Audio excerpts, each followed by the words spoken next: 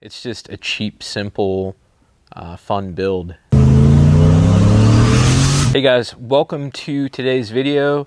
Today I'm going to talk about my 2000 Turbo Chevy Silverado and pretty much what I did to get it to the point that you see behind me. It's fully drivable, everything is pretty much complete on it, and I ended up turbocharging this probably within the past year, and it just came out awesome.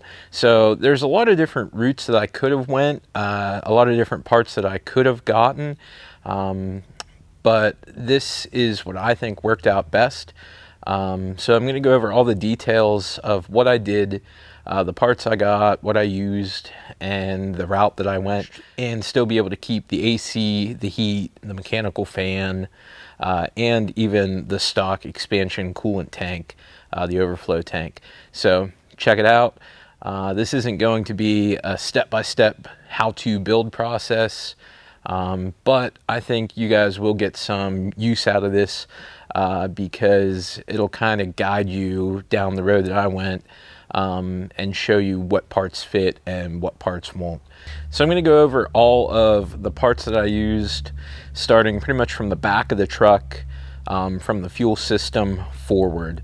So starting off with that, the first thing that I ended up doing was I ended up having a fuel leak in one of my fuel lines, actually. So that's why I went this route of, I ended up using braided AN line the whole way from the tank, the whole way to the front of the engine. So to start off, I ended up pulling the tank, dropped it down, and installed a Walbro 450 fuel pump. It is in tank. I ended up searching just on the forums, and I found out that they do make some push to connect AN lines that'll go right on the fuel sending unit. So that made it really easy to connect up to the tank, to the pump, and then from there I ran, it's a return style on this truck, it's 2000 with the 4.8 liter. So I ran braided AN lines from the pressure side to a fuel filter, and then from the fuel filter up to an adjustable boost referenced regulator. So from that, I ended up using a set of Holley fuel rails. They were a universal set. They didn't actually end up fitting the injectors that I had bought. So getting down to the injectors, I bought Snake Eater 1000 injectors, and they were just, the injectors were a little bit too tall for the brackets that they sent me. So I drew up a couple different brackets in AutoCAD and burned them out on the plasma cutter, bent them up, and they fit like a dream. So if you guys are going to be getting different fuel rails, just make sure that whatever rail you get, the injector matches.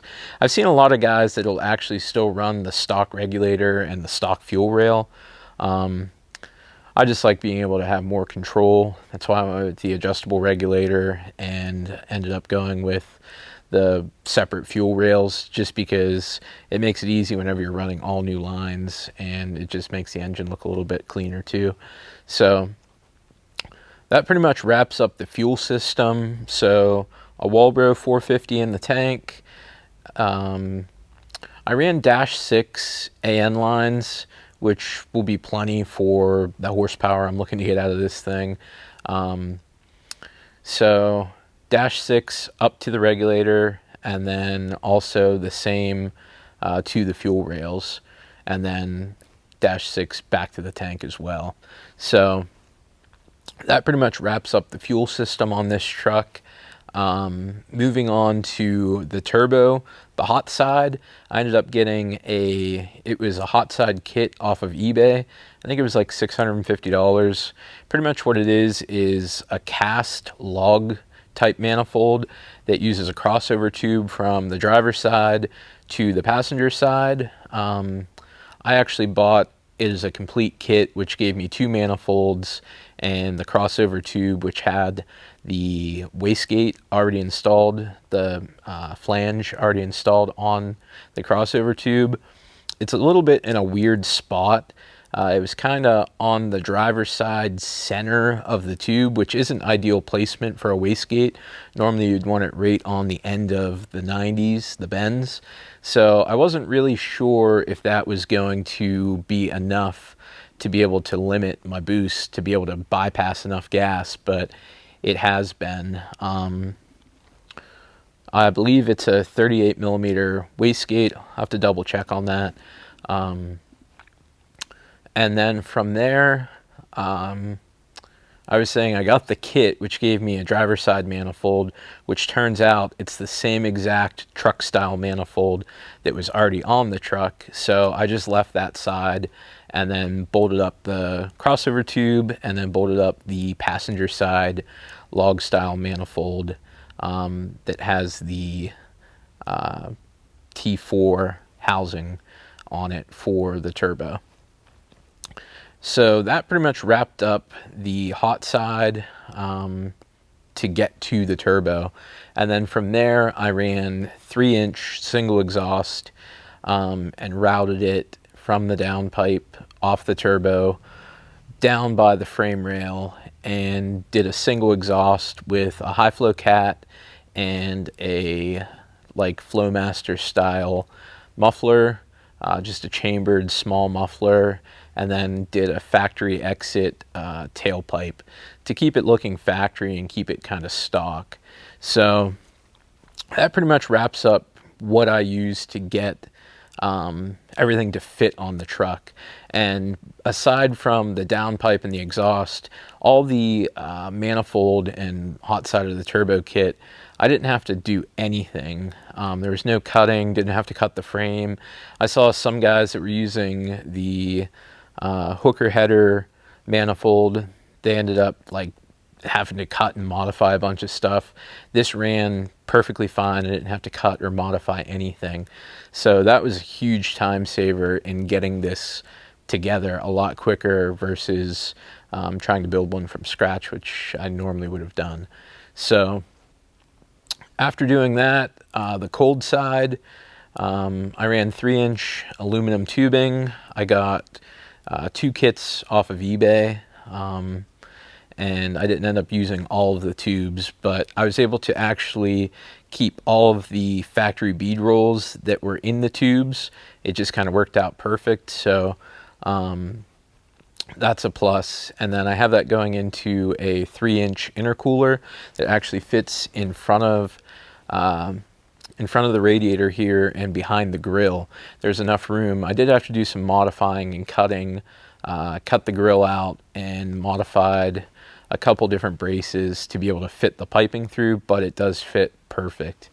And then from there, on the outlet of the intercooler, I just have my blow-off valve running into a 90 that goes right into the front of the throttle body. So I was able to keep the mechanical fan, which was a big deal because I didn't want to have to run electrical fans, and it fit like perfect. So moving on to how I kept the heat and the AC. The heater hoses, I was able to I cut them and put 90-degree fittings on. And then from there, I was able to extend the hose and run right to the heater core. So by rerouting those hoses a little bit, making them a little bit longer and putting a 90 in there, I didn't have to delete the heat or anything. It fit pretty much perfect.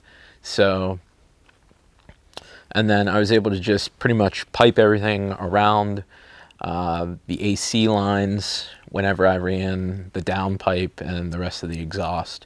I probably should have ran a little bit bigger exhaust, but it's a really tight fit between the floorboard and the frame rail whenever you're trying to run the exhaust the whole way back. So a lot of guys will just run right out the fender, do a fender exit. I didn't want to have to do that because this truck's so nice and comfy to drive. I wanted to be able to retain all those comforts and have this something where I could jump in, drive to the grocery store, the hardware store, and not be causing a big scene and have a headache by the time I get there. The truck pretty much sounds factory as it is at an idle. and even just cruising, it's not until you step it down that you can actually hear the turbo start spooling up.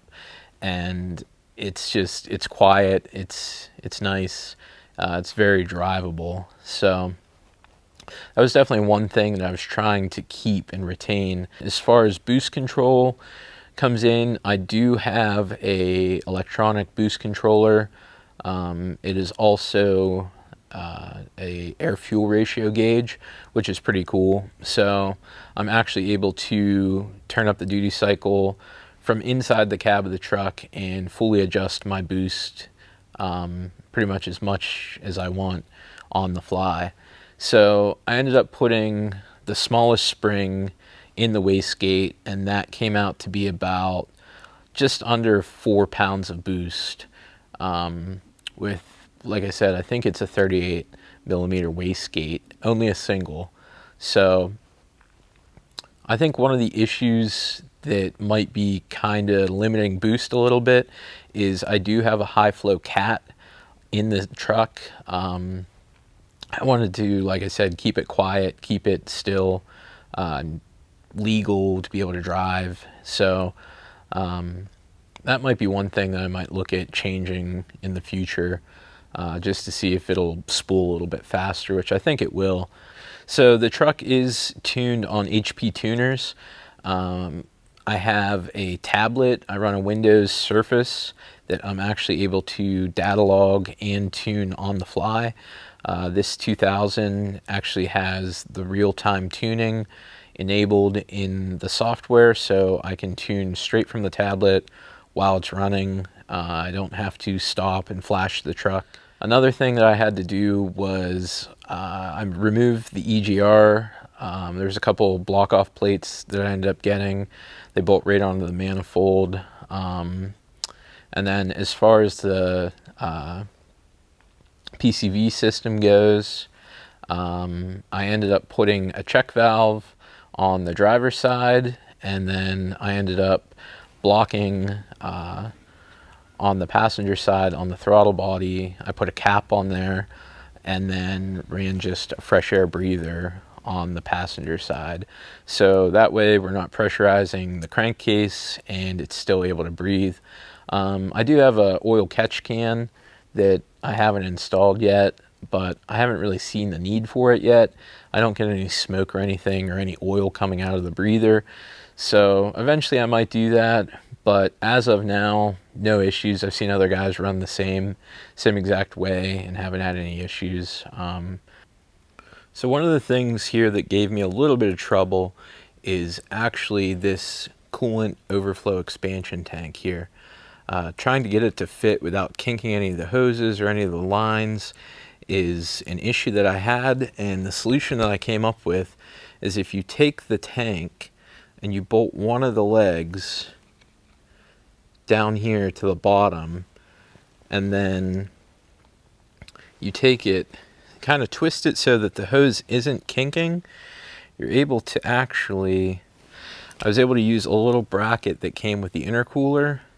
I was able to actually use the bolt that came up, the factory bolt, with just a piece of slotted metal that actually, that was just an M6 thread.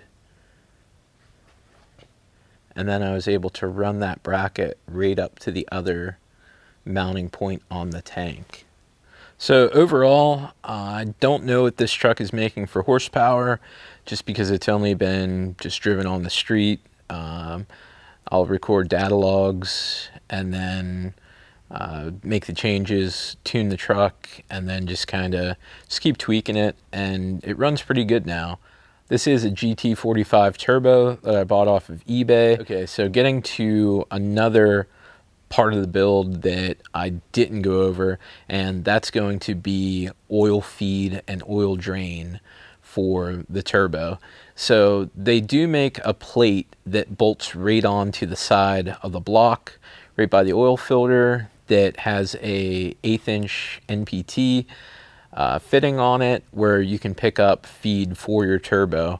I ran a -4 braided AN line up to the turbo, and then from there I ran a -12 drain down to the front of the oil pan. There's enough room right under the balancer to be able to drill and tap the fitting. So I ended up just drilling and tapping an NPT thread, I believe it was 1/2 inch, into the oil pan. If you're careful, use grease and go slow, you don't have to pull the pan off. I've done that before and haven't had any issues. It's a pretty simple setup, running on HP tuners, and it's just a cheap, simple, fun build that it's been something I've wanted to do for a while. I've built other turbo vehicles that cost quite a bit of money, and this was just more of a budget beater, take it out, have fun, and hope for the best type of build. I'm still running really conservative timing. I'm running about 15 degrees at max boost, and max boost I'm running about 9 pounds on 93. If you guys have any questions about the build, anything I forgot to talk about, just hit me up in the comments and I'll try to help you out. I built this probably a year and a half ago, so I tried to go over everything. Tried to give you guys a list of parts and things that you can kind of go from to see what works, what I used. And whenever I kind of built this, I've seen some guys that used different parts, guys that have used like manifolds that were flipped forwards and just all sorts of other things that would have taken more time and more effort than the way that I built this. So I think this is probably the easiest way that I could have built a Turbo LS. It came out awesome. That's pretty much all I have to say about it. So if you like this video, hit the like button, subscribe for more videos. I'm going to do a couple more videos on this truck, and that's probably going to be it. I'll wrap it up on that. So I'll catch you guys next time. Later.